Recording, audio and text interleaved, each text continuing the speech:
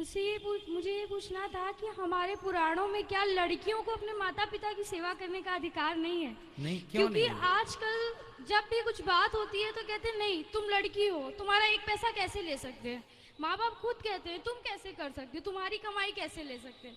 तो क्यों मैं मतलब क्यों नहीं कर सकती? मेरे मन में हमेशा ये प्रश्न है। नहीं नहीं, मैं कर तो सकते हैं बेटा। बात ऐसी है कि लड़की को ना परंपरा ये रही है कि माँ बाप जब आप बड़ी हो जाएंगी ना, तो आपकी शादी होगी, उस शादी में मंडप के नीचे आपका दान करते हैं माता पिता, जिसे कन्यादान कहते हैं।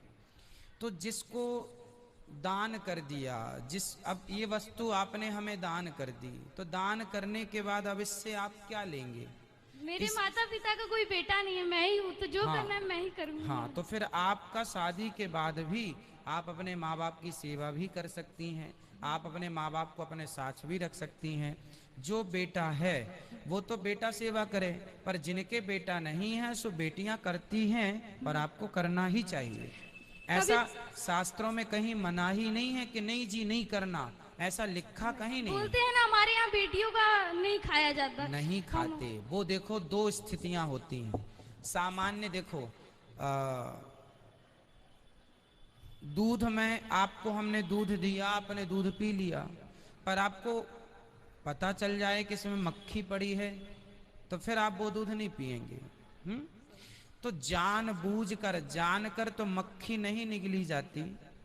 परंतु अब ये बताइए कि आपके पास कोई ऑप्शन नहीं है, भूख से मर रहे हैं, और आपके सामने एक गिलास दूध रखा है और उसमें 4-6 मक्खियां पड़ी हैं, और अब प्राणों की पड़ी है, तो क्या करेंगे आप उस सिचुएशन में? उस स्थिति में आप मक्खियां निकाल के दूध पिएंगे, क्योंकि वो स्थिति अलग है। उसी प्रकार जिनके बेटा हैं सो बेटा सेवा करे, पर बेटा नहीं है तो फिर मजबूरी में बेटी ये करे। बात आप मेरे माता पिता को समझा दोष दीजिए। नहीं है। वो मेरा एक पैसा नहीं लेना चाहते। मैं अभी आई हूँ हाँ, वृंदावन। वो अभी नहीं लेना चाहते, वो अभी ना नहीं लेना चाहते, उनकी समझदारी है। अभी आप कमाओ, अपने पास रखो, अभी वो समर्थ है ना, उनके हाथ पांव चल रहे हैं। लेकिन मेरी इच्छा है, मैं आपकी तरह बनने की इच्छा है, लेकिन मैं लड़की हूँ इसलिए नहीं बन सकती। ना ना, ऐसा नहीं है। ये मेरी प्रॉब्लम है। लड़की और लड़का में कोई छोटा बड़ा नहीं है, है ना। ईश्वर ने बैलेंस बना के रखा है।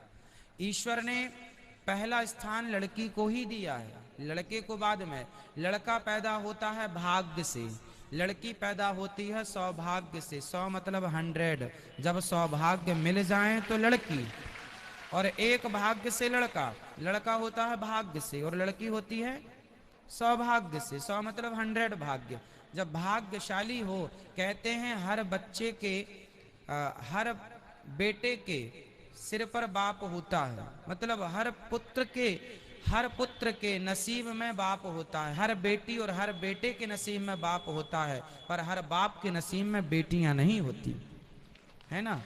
बेटे तो बहुत बापों के हैं पर बेटियां नहीं। इसलिए अंतर तो विशेष नहीं है, पर फिर भी ये बात आप मेरी मम्मी से एक बार कह दीजिए कि वो सुन ही रही हैं आपकी माँ। राधे राधे हम्म। महाराज।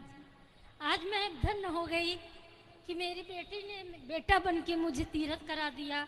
हाँ, और आप इसी तरह अपनी कृपा बनाए रखिए कि हमें कभी बेटे का एहसास न हो। बिल्कुल, बेटा बेटी में कोई भेद नहीं लेकिन है। आप अपना आशीर्वाद हम लोग को जरूर दे दीजिए। जो मिला है आपको उसमें प्रसन्न रहना चाहिए। यदि आपको बेटी मिली है तो आप सोचें बेटा मिल जाता, नहीं। जो मिला है ईश्वर ने सोच समझ के दिया है। बेटियां इतिहास रच, जो काम बेटियां कर जाती हैं वो बेटे नहीं कर पाते। कहते हैं बेटा एक ही कुल को तारता है, बेटियां दो दो कुलों को तार देती हैं। एक बेटी ही है, सुनो, एक बेटे को केवल अपने बाप का, अपने पूर्वजों का पिंडदान करने का अधिकार होता है, पर एक बेटी ही ऐसी है जिसको बाप पक्ष का और ससुर पक्ष का भी पिंडदान करने का अधिकार है। यदि पति ना रहे, किसी का कोई ना बचा हो वंश में, वो केवल एक महिला बची हो, तो वो स्त्री अपने बाप का पिंडदान भी कर सकती है और अपने आने ससुर का पिंडदान भी कर सकती है। तो स्त्री को शास्त्र दो अधिकार देते हैं, पुरुष को एक ही अधिकार है।